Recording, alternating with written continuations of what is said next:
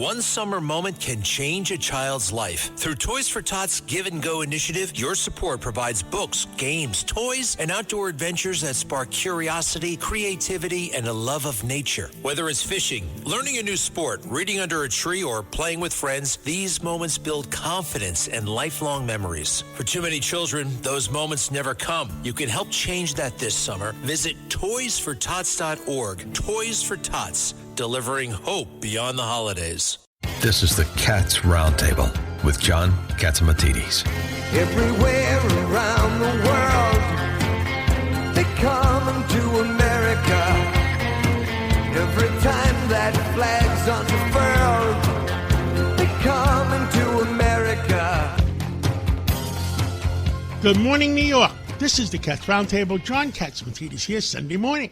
Happy 4th of July, 250 years for our beautiful country. We got Vincent Villalong, president of the Sergeants Benevolent Association, Steve Cates, what's going on up in the skies.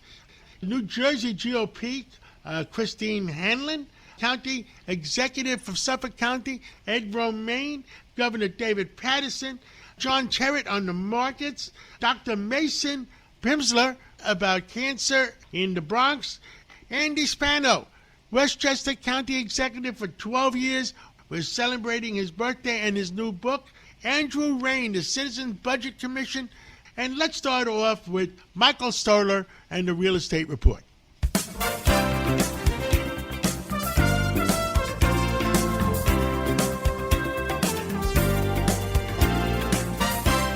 Good morning. This is Mike Stoller for the Stoller Real Estate Report. It looks like there's a lot of money out there for real estate. There's a lot of real estate activities taking up place, but there's a substantial amount of money from a variety of sources for financing. So I'm lucky today to have this 33-year-old guy who's been in the business for 12 years. I have Matt Swerdlow, who is a senior director at Ariel Property Advisors. Thanks for being here. Super excited to be here. So let's talk about how you got into the financing of real estate first. Awesome. So if we want to go back in time, I graduated Lehigh University with a real estate finance degree, generally pretty social guy, and found myself into brokerage. The question was, what vertical? Leasing, investment sales, finance ended up being my calling. I love the aspect of marrying borrowers to lenders. Many folks think that you can walk into a bank and get pretty decent terms. But when you see the world from my point of view and you realize how many mortgages, all the different shapes, sizes, colors that they may come in, you realize that it really behooves you to be a specialist of the space. Let's talk a little bit about banks who have left the marketplace. That's happened over the years, you know, the situation of Signature, First Republic, and so on. Super interesting topic. Since about 2015, we've lost, I'd probably say about 10 to 20 depository relationship banks in New York City. These are stalwart, incumbent participants, especially in the New York City multifamily lending space. They've either been merged, acquired, or they don't exist anymore for other reasons. And that consolidation has not been replaced. I think in the last couple of years, there's only been 3 de novo bank charters issued to New York State, which has not replaced the amount of banks that we've lost. So it's a really interesting dynamic to see this imbalance of debt capital that borrowers are now having to wade through, especially as their collateral is certainly looking different through the regulations that have hit us since 2019. Let's talk about alternative financing. That's an interesting topic. Yeah, so we're really pioneering a new topic called private credit, right? You hear about it in the news, the Blue Owls of the world. These are essentially private equity debt funds that are raising non-recourse, they're raising funds to issue fixed-rate, non-recourse term loans. They're sized on in-place cash flow, but their parameters are way more aggressive than the bank underwriting right now. So in one extreme, we have one debt fund, private credit fund, that is advertising 80% loan to value, subject to a 1.0 interest-only DSCR for loans above $15 million. They were in our office looking for national business. We said, have you guys looked into rent-stabilized multifamily? They said, let's go back to the office and ask about it. They called me again 9 a.m. tomorrow, the next morning, and said, if you have stuff of scale, we'll absolutely consider rent-stabilized housing. which is an interesting entrance to the market where a lot of banks have retreated specifically from rent-stabilized lending due to the legacy balance sheet issues that they have from HSTPA, COVID, collections, and now interest rates. So what about the insurance companies? Have they become active again? The insurance companies definitely have a ton of debt capital to issue, but they are looking nationally. They want to be in gateway markets, trophy assets, and they generally want to be around sub 60% loan to value with a strong DSCR and going in debt yield. Because of the nature of rent-stabilized housing, it's not really something that is really in vogue with the life co-lenders. But if you have a free market trophy elevator building, you're going to see a lot of appetite from the life insurance companies at some very aggressive spreads. We're looking 100 to 150 over for some long-term money. Okay. With regard to loans on portfolio, banks buying paper? Are banks buying paper? Yes. I would say they're probably net sellers of paper. We just saw the closing of Ocean First and Flushing, which closed on June 2nd. Part of that sale or merger, not really sure the dynamic, was a sale of a $1-point-something billion pool of legacy Flushing Bank loans that clearly Ocean First just did not want as part of the acquisition. So that I would say banks are generally looking to relieve their balance sheet. Which banks are aggressive today in doing loans? There's really one name. There's one elephant in the room. It's Chase Bank. Chase Bank's CTL multifamily lending platform is hyperactive. I believe nationally they're looking to put out about $5 billion of loans. And they also do it with no fees, correct? So where the 4 for Free program is very unique. They do no origination fees. They pay for lender legal. They pay for the appraisal, the phase 1, and if you use their affiliated title insurance company, they'll pay for the lender's title premium as well. On a small balance loan, they're doing loans between about $1 to $25 million. That can be a really dramatic savings on a small balance loan for any one borrower, which they use to their advantage. In addition to just being a very strong platform, we've been told they're very borrower friendly from our clients. There are always some banks listening, and I think they've gained a lot of insight from hearing from you. And thanks for being here today. Anytime. The Cats Roundtable. Andy Spano, 12 years the county executive of Westchester County, has a new book. And we also celebrated his 90th birthday party. But the good news is he only looks 70. Andy Spano, tell us what the heck is going on.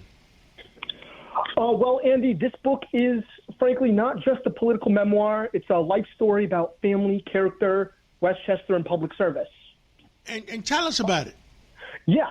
So, as you know, I've spent decades in public life, from education to Westchester County clerk to county executive board of elections. And I originally wrote the book for my family. I wanted my children and grandchildren to know where we came from, what shaped me, and what values matter in our family. But as I wrote it, I realized it was also a story about public service, Westchester, the way politics has changed. And this book essentially means you should judge people by what they do, not just what they say. And that lesson applies to family, business, and politics. I was with you last week. We were together, and you say that just because you're 90, it's just a number. You want to run for governor or something. Yeah, well, to be honest, I see a tremendous potential being done across the board. We could improve Westchester. There's always more to be done. And I will say that my constituents have always supported me through thick and thin. And I think there's a lot more to be done. We could improve the quality of life, improve wage growth, improve employment. And I don't think that the status quo is changing anytime soon, but I think I can be that shift to cause that change in the status quo. There's been a lot of changes in the Democratic Party since you retired. Tell us, I am pro-common sense Democrats. I am pro-common sense independents. I am pro-common sense Republicans. What can we do to fix the Democratic Party? Frankly, I'll keep it blunt. I would say do it for people who join politics. They should do it for the right reasons. Don't go into politics just to be seen. Learn your community. Listen more than you talk. Be patient and understand that public service is not glamorous most of the time. It's responsibility. And I would say to everyone in the party, this is an opportunity for America to unite. It's the 250th birthday of the United States of America. This is a land of opportunity. I would say to all the politicians of the Democrat Party, it's time to come together, unite, and do what's right. And tell us, how are you spending your time lately? I mean, I've seen you at a few parties. Are you enjoying life? Frankly, couldn't ask for a better way of life now, other than wanting to get back into politics. I've enjoyed going to Arthur Avenue a couple times. Enjoyed my fair share of pizza and Italian food, and my kids too. Understood. What else you want to tell all the people of New York and especially Westchester County? You had a great birthday party. President Clinton came to it, and all your friends from yesteryear came to it. I would say don't give up. As an educator, a county clerk, I will say that I've had a personal record of enjoying the most, and I will say to those out there, make the most of the time you have. Really embrace everything, live in the moment, and don't get caught up. I think, frankly, and during this time and age, it's July 4th, it's better just unite. It's better to be together with friends and family rather than focus on the distractions in life. It's meant to live in the moment and not really lose sight of who you are. Well, Andy Spano, 12 years county executive of Westchester County. Your new book, tell us the name of your new book. Watch Your Hands. Watch Your Hands, and it's available on Amazon and your favorite bookstore besides, right? Yes. Well, Andy Spano, I look forward to another party with you because we always enjoy our times together. Great to talk to you, John. Take care and have a splendid July 4th weekend. God bless you and God bless America. God bless America. Thank you. Thank you for listening to the Cats Roundtable. We'll be right back right after this break. 33 days, 33 episodes. Join me, Max Rushton, and our expert team of soccer journalists every day of the World Cup for analysis, drama, and everything in between. World Cup Daily. Listen on Spotify now or watch full episodes on YouTube. Queen Carvania stood haloed by the morning sun. An army hung on her every word. My champions, I have sold my chariot on Carvana. 'Twas a lovely SUV, an inexplicably queenly offer. They're even coming to the castle to collect it. Tonight, we feast! An offer you can feast on. Sell your car today on Carvana. Pickup fees may apply. Welcome back to the Cats Roundtable.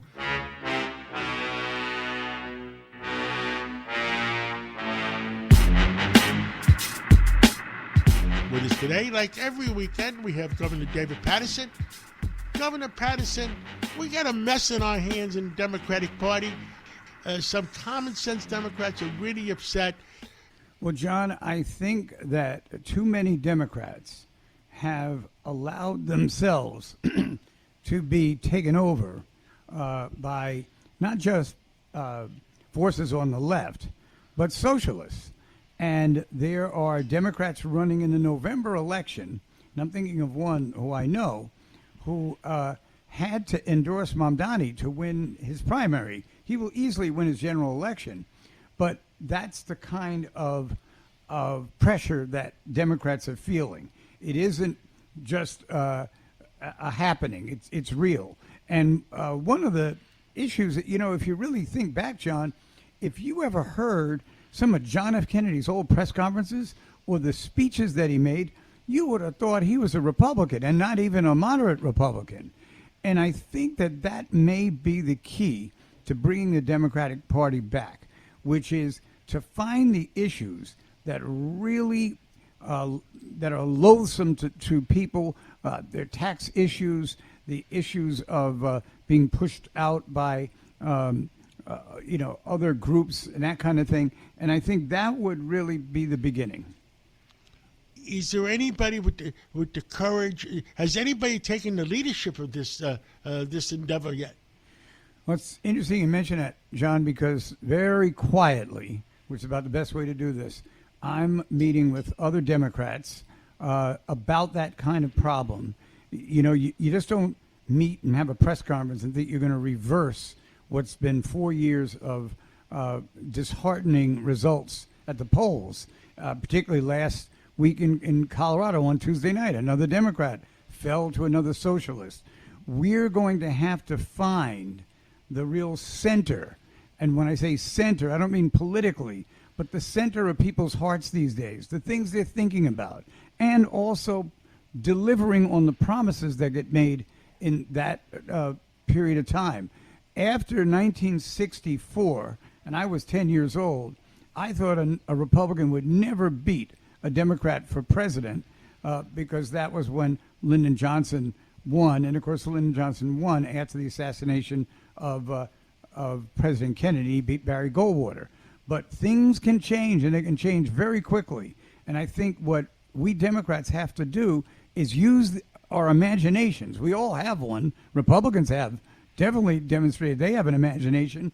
We've got to use ours to try to get people to stand for the issues they really care about, and also stand for issues without offending other people, which is an issue that the Republican Party faced years ago. They'd have these candidates, they were great, but they couldn't stop saying, oh, I think people should be allowed to live with each other and not with others. In other words, they were segregationists, but they were still winning elections, and then the other side figured out how to disarm them, and a lot of those Republicans back in the mid-60s and 70s lost. So we've got to find what that magic is here, and all I can tell you at this point is we're working on it. Were you upset when you first heard that now it's 11 states don't want to celebrate 250 years in Washington? It's outrageous. It is so antagonistic to what our country actually stands for. Those 11 states have schools, and they have police departments, and they have businesses.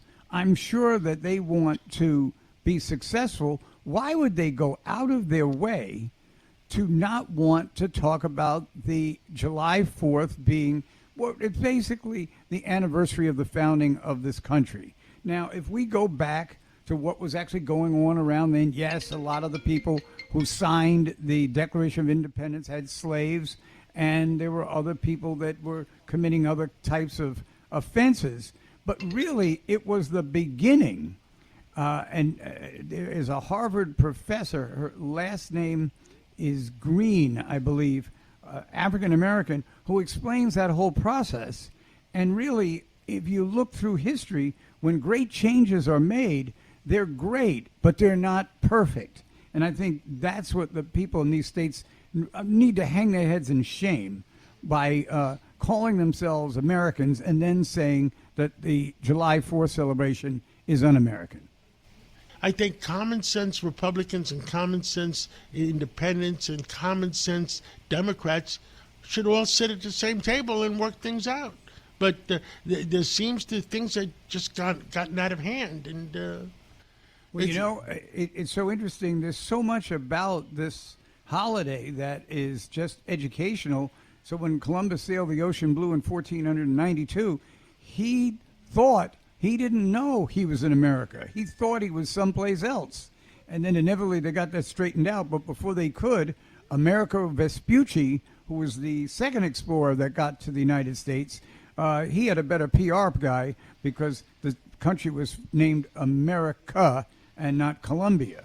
But that does not take away from the heroic effort of Christopher Columbus and how much he was appreciated from then on.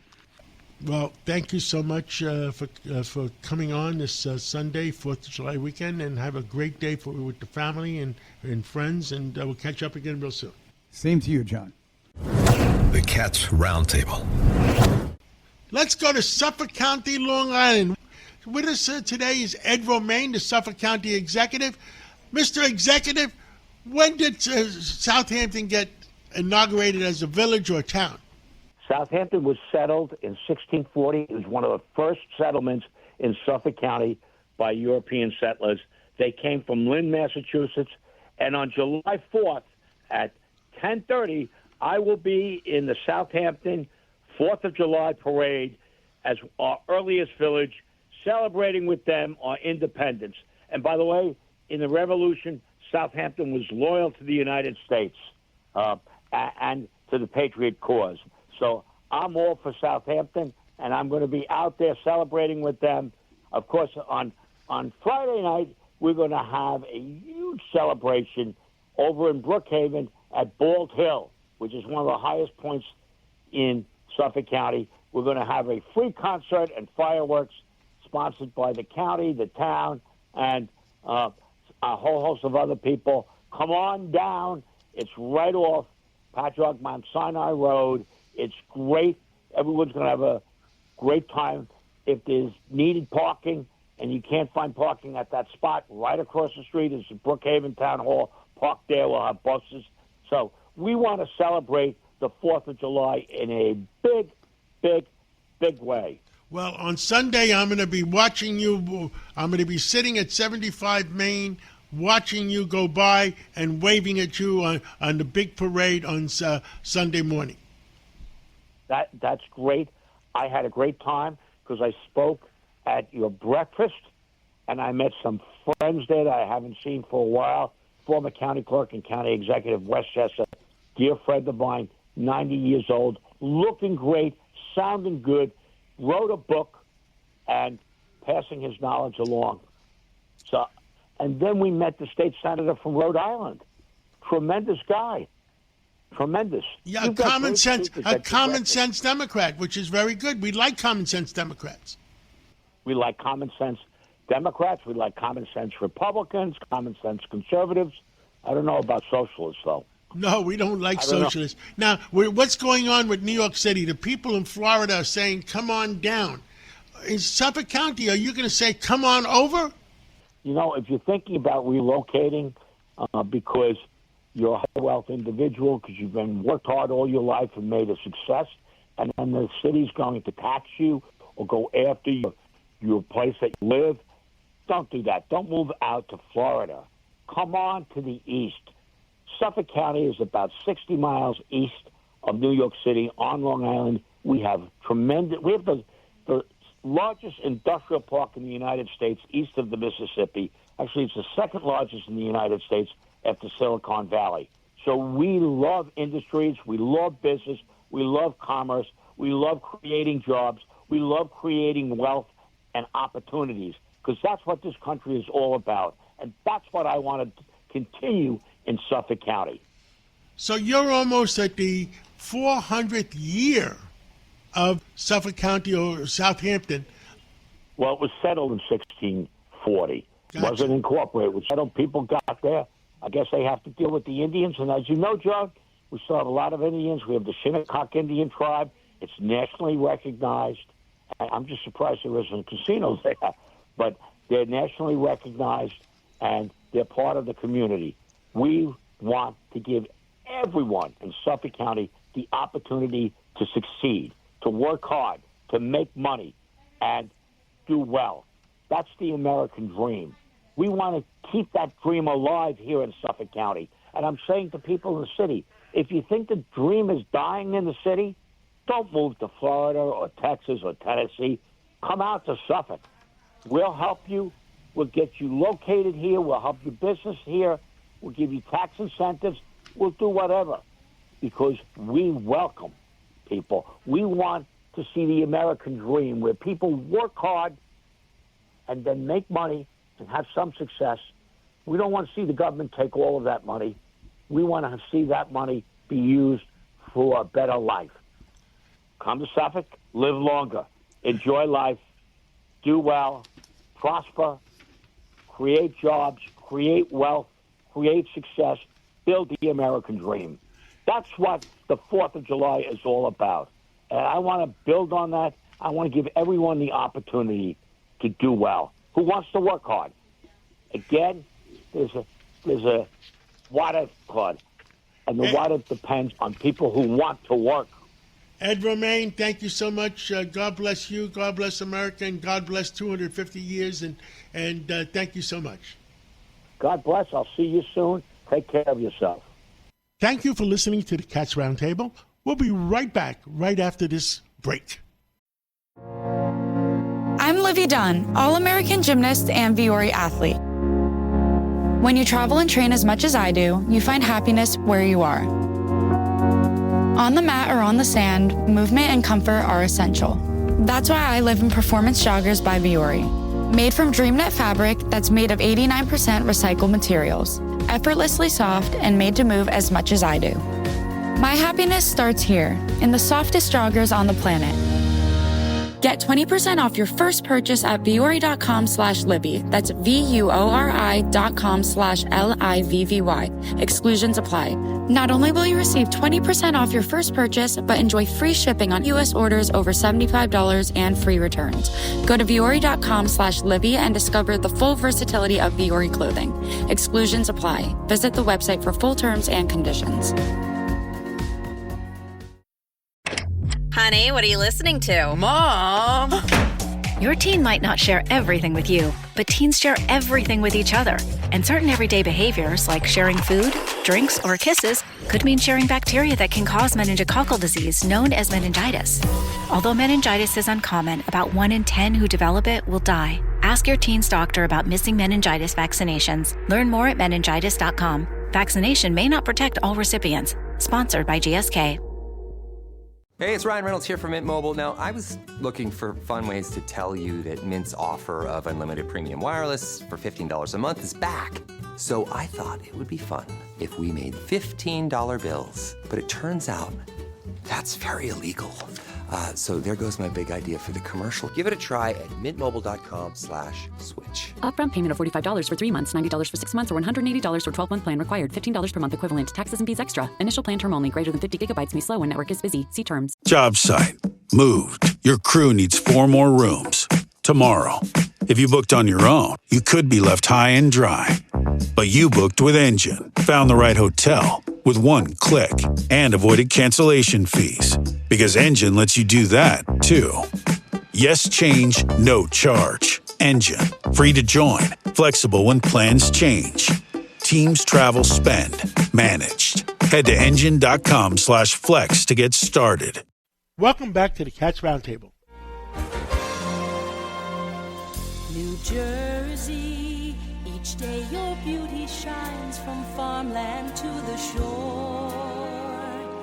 New Jersey, in this great land there is no place. Let's go to New Jersey. With us today is the GOP chair of New Jersey, Christine Hanlon.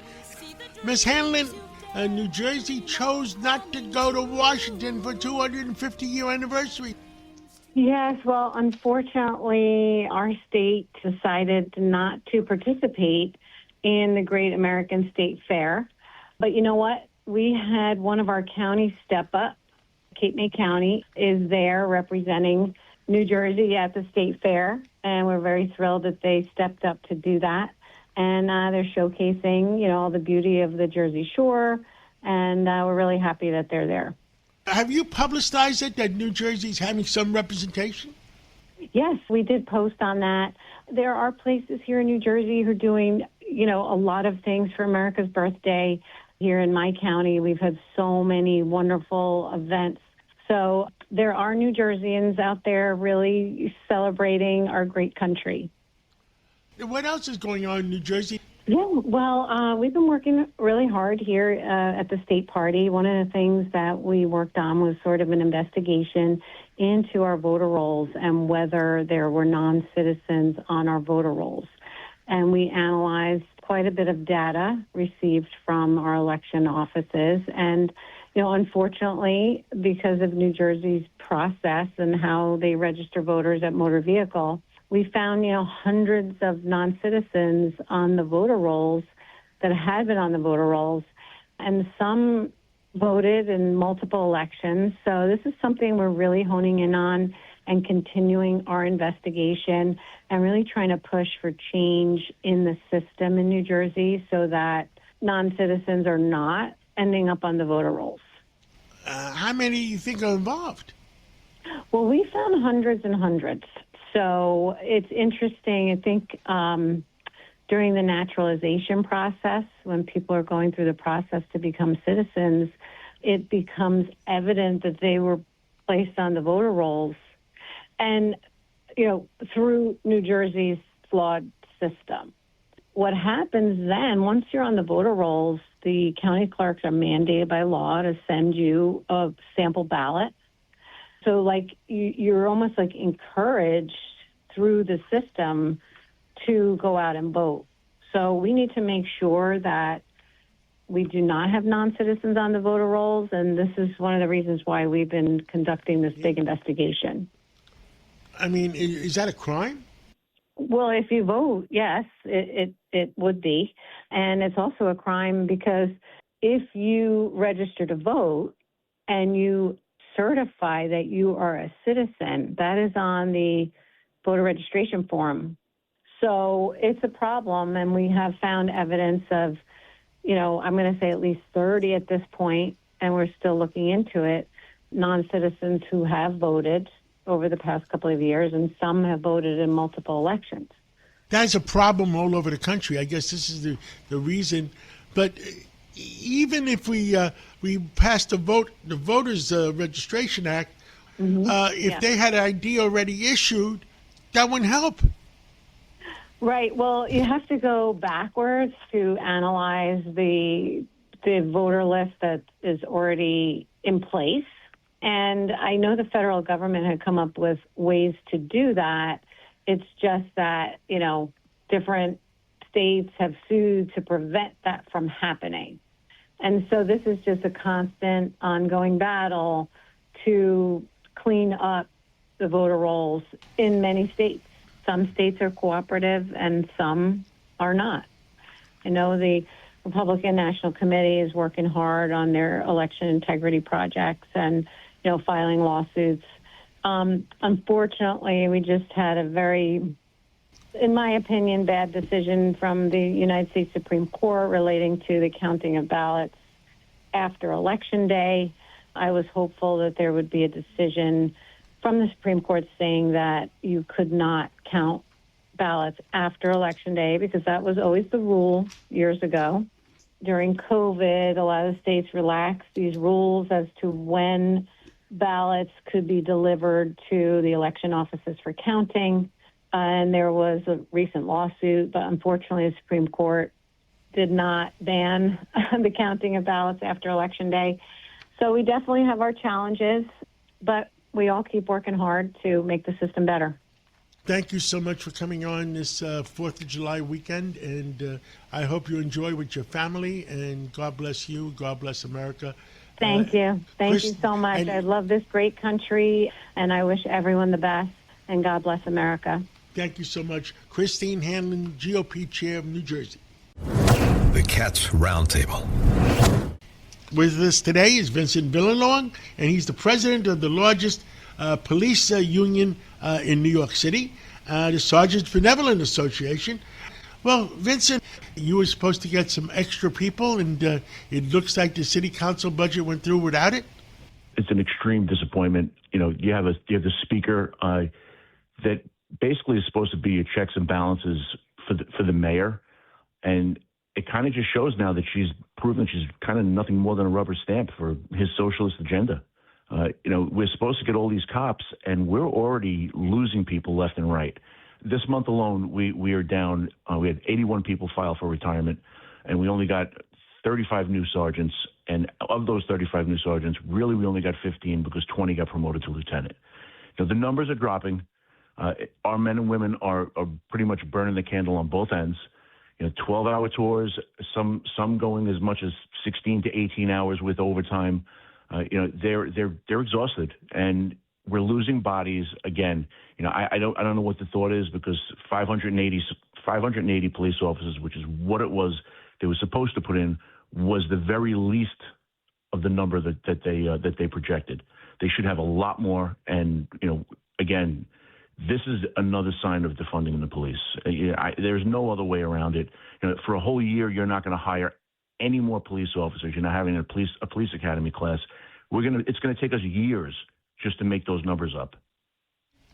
I mean, are we on the road of destruction just by a matter of time? You know what? We're looking probably back to the 80s again. You know, when you have people running along the streets doing what they want, and I'm not even talking about major crimes. You're talking about your middle of the road, some of the crimes that nobody even classifies anymore. The ones that are quality of life around your neighborhoods, that aren't being enforced because whether the DA's office or the city council has decided that they are no longer crimes. That's not something that the average citizen and the tax-paying citizen of this city should ever have to worry about, especially when they're trying to raise their kids in these neighborhoods. The one thing that I said is non-negotiable at all times, and I said that to the governor's office, I said that to the state council, the state assembly, and the state senate, and the city council, is the quality of life in New York is non-negotiable. That's the number one item. What else do you want to see? What else would you like to tell everybody on the 4th of July weekend? Well, listen, this is 250 years. This is a great country, and the most important thing about this country is our ability to vote. And many men and women died for that right. And it just seems as if, people have to wake up. You need to educate yourself again. You can't just let these politicians come in and change our way of life. Voting, when you go out to vote, there's a consequence to it. If you don't go out to vote, it's even worse because you get something that you never intended or never wanted. Understood. Well, Vincent Valalong, president of the Sergeants Benevolent Association. I understand you guys had a big election, and you guys are doing such a great job. Your entire board got reelected. Yeah, we did, and I got to say it's extremely gratifying to have the full support of the men and women that we represent. They've given us a mandate to continue to fight and to improve the working conditions and delivering their benefits, which they deserve.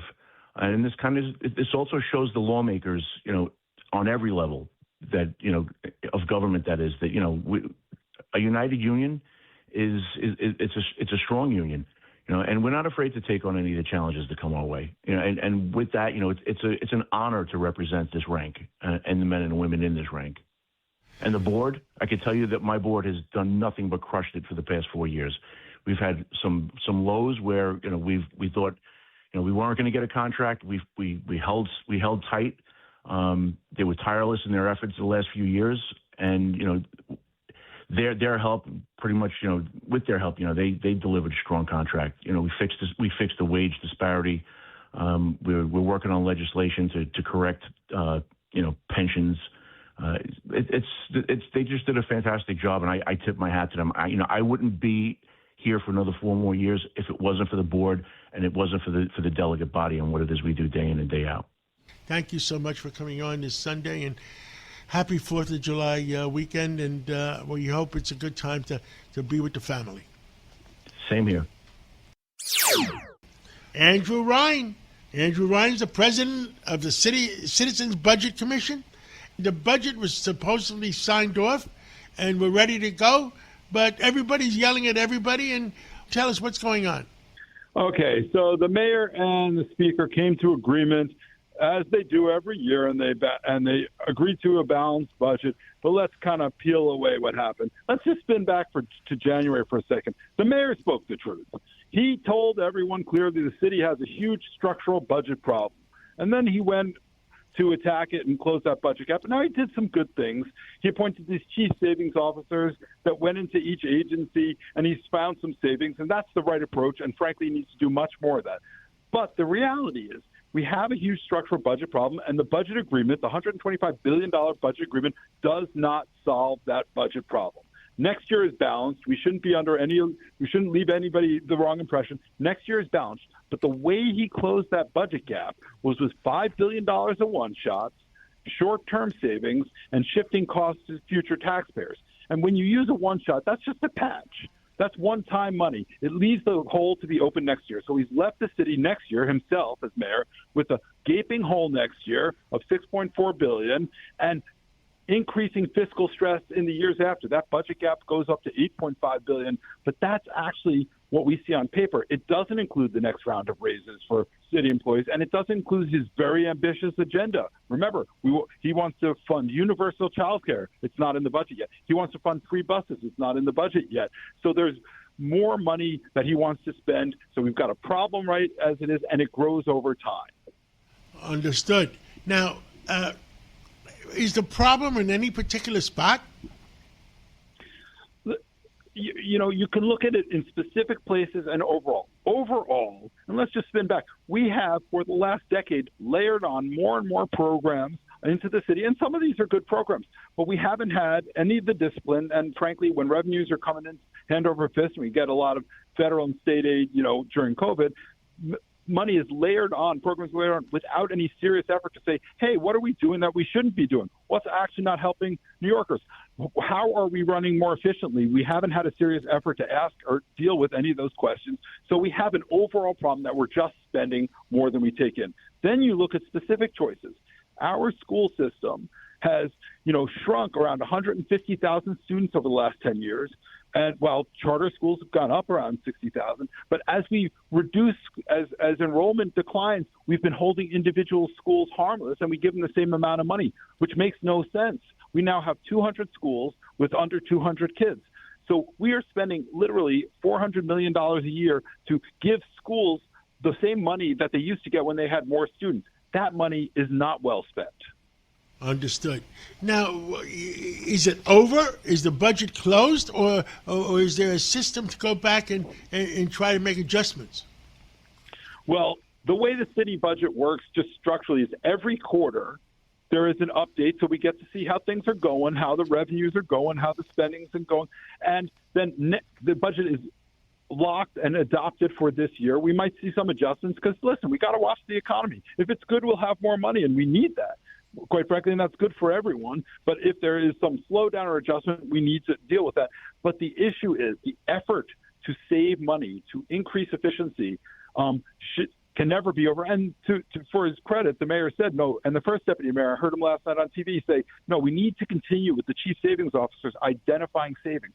The reality is they've identified $1 billion of savings each year in the future. But that should double. That should triple in 2 years. That should quadruple. And that effort should not stop because we need an efficient government. We need a higher quality government. Part of what the problem in New York, it's always going to be expensive, but if we're not getting value for those dollars, that's where it becomes a real problem for all different New Yorkers. It's not whether you're rich or poor. It's are you getting the value you need to have a city that, is worth you staying here.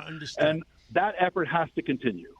Andrew Ryan, President of the Citizens Budget Commission, thank you for bringing all New Yorkers up to date, because how New York City goes is how the whole region goes. And have a happy 4th and a happy 250 years. Thank you so much.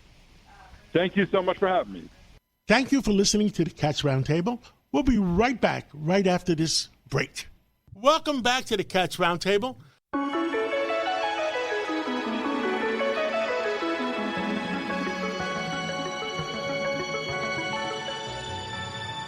Steve Cates is with us, Dr. Sky.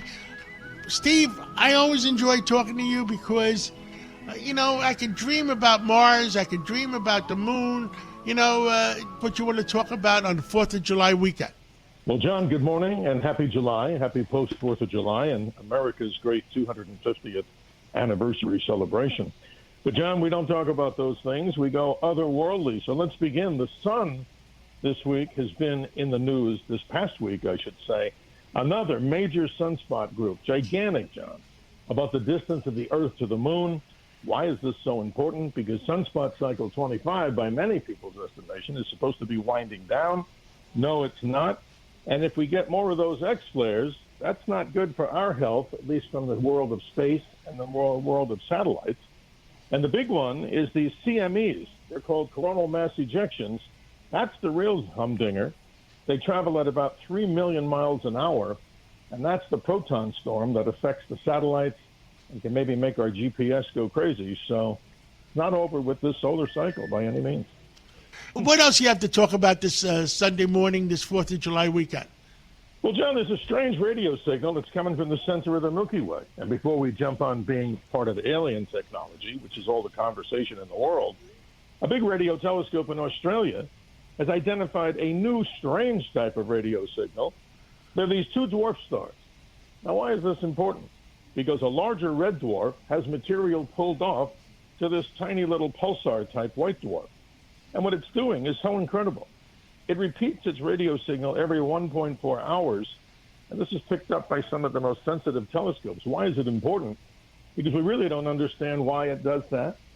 Many people may say, oh, that's alien technology. You can't rule anything out. But in the world of astronomy, John, that's something that's totally new. And we have a whole new class of objects as we continue to expand our knowledge of the heavens. That's incredible. People want to know about Mars and the Moon. Anything new about those? Nothing I can report, John, that's going to be, earth-shattering at this point, or Mars-shattering. We do know that the rovers on Mars continue to identify what might be life forms in the sense of organic materials.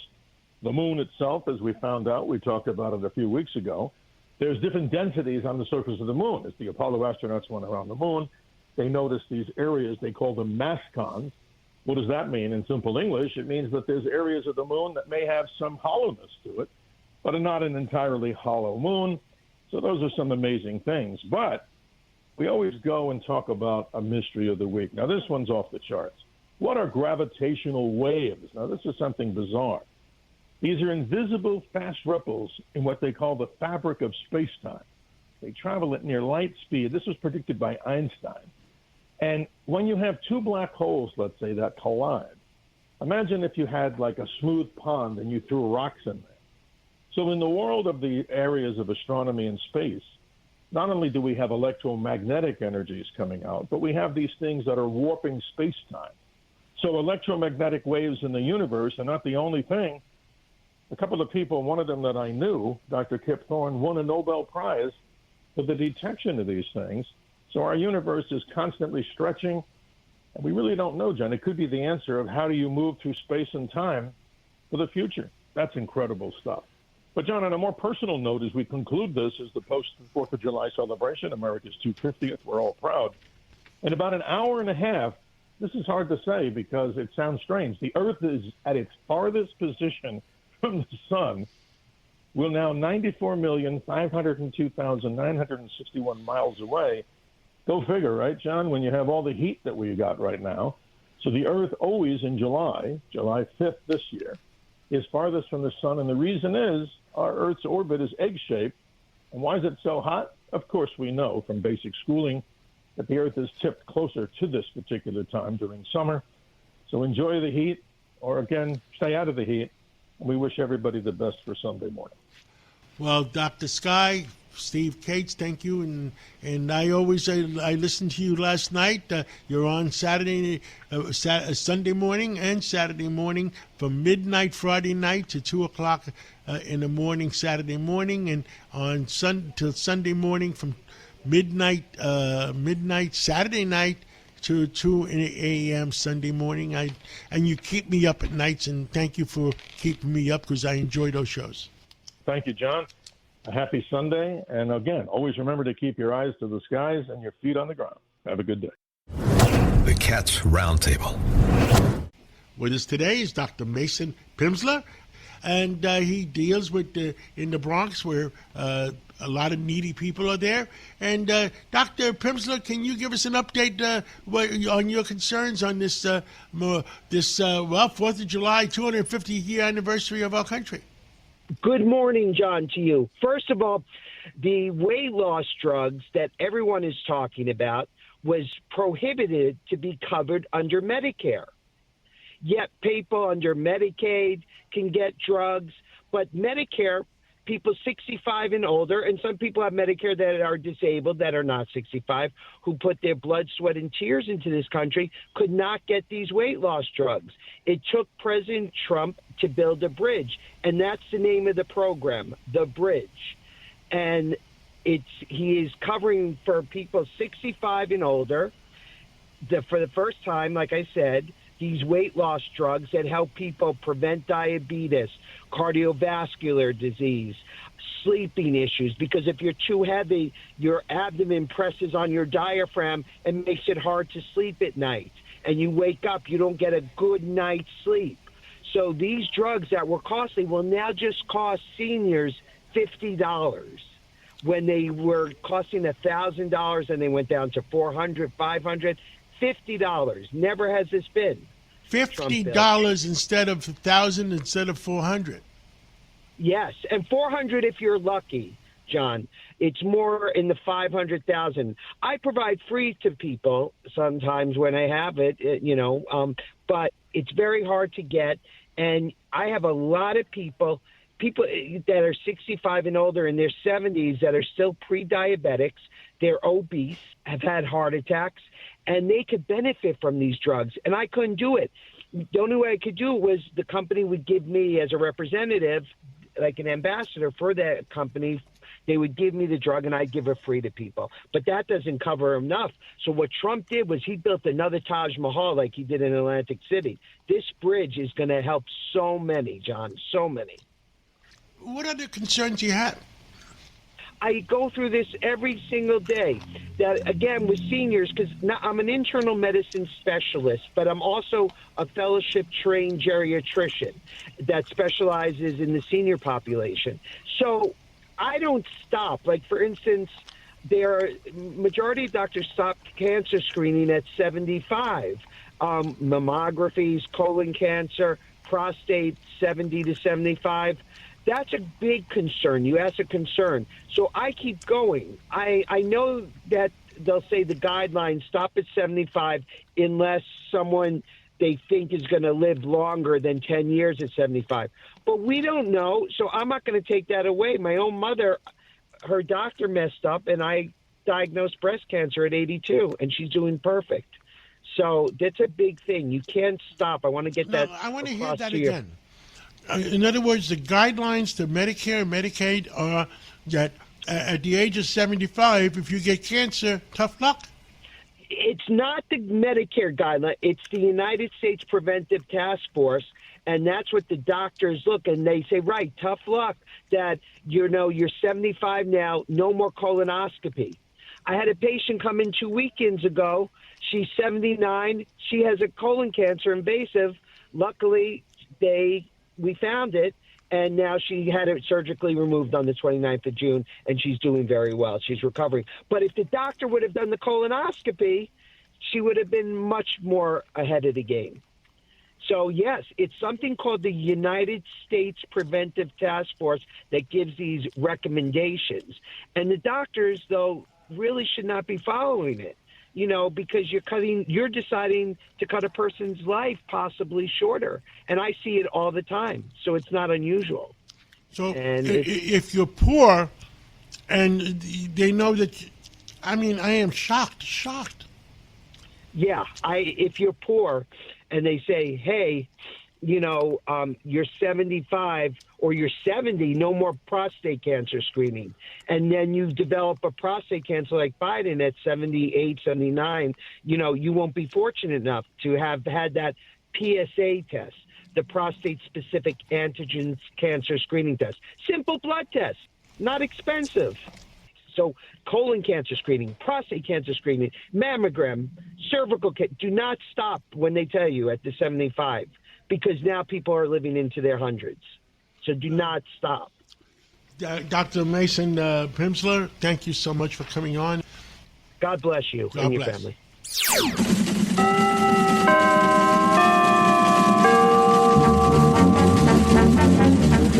What's going on in the markets? With us today is John Terrett. John Terrett, what's going on?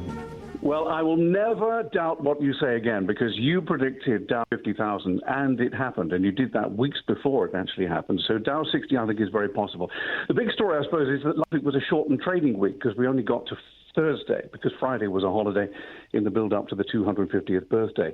We had jobs Thursday for a change, and it was, in one sense, a bit of a disappointment because economists have been expecting 100,000, maybe 115,000 to be added in the month of June, and it was 57,000. However, that drove the markets for a while on Thursday when they last traded. And, of course, we saw a busy week last week with lots of records being broken all over the place. Company news, Comcast, the cable TV people. To be specific, they own NBC, Telemundo, Bravo, Peacock, Sky UK, Universal Studios, the theme parks in Orlando, Hollywood, Japan, and Beijing. Well, they're splitting their company into two, and this is all part of the TV revolution that's going on. So there will be one company looking after all the broadcasters, and the other one, still called Comcast, will look after distribution for cable, broadband, and wireless for their customers around the country. And this is as people switch increasingly away from broadcast in whichever form they get it to streaming. In the supermarket world, I did this for you, John. Kroger, which is actually the biggest supermarket chain in the country by revenue, they're buying Giant Eagle of Pennsylvania for $1.65 billion. They get another 200 stores. And this is all part of competition really heating up in the space, with real price pressure coming in from the likes of Walmart and Costco, and even these days German companies Aldi and Lidl, which are trading here quite well at the moment. Kevin Walsh, the new chair of the central bank, has announced Mervyn King will be looking after a task force to look into communications at the Fed. Mervyn King was governor of the Bank of England for a while, and we return to Kevin Walsh in just a second. But first of all, I have a local story for you. Jersey Mike's, the sub sandwich store, started a number of years ago in Manasquan, New Jersey. They now have 3,500 locations around the world, and they have confidentially filed for their own IPO, their own initial public offering, being guided by the company Blackstone. The crypto story of the week was President Trump with his $1.4 billion worth of earnings, not holdings, but earnings from cryptocurrency, which did, to be fair, raise a few eyebrows and does in many ways raise a few questions. Not for today, though. And in the week ahead, the big one will be on Wednesday with the aforementioned Kevin Walsh.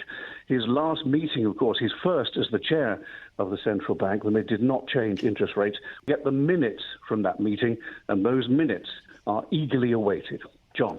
Well, John Terrett, have a great 4th of July weekend, and I hope you spend it with family, and God bless you, and God bless America. Thank you, John. I'm surrounded by family. I've got my niece and nephew in from London, so we're having a great weekend. And so the same to you and Margot and everybody in the family. The Cats Roundtable.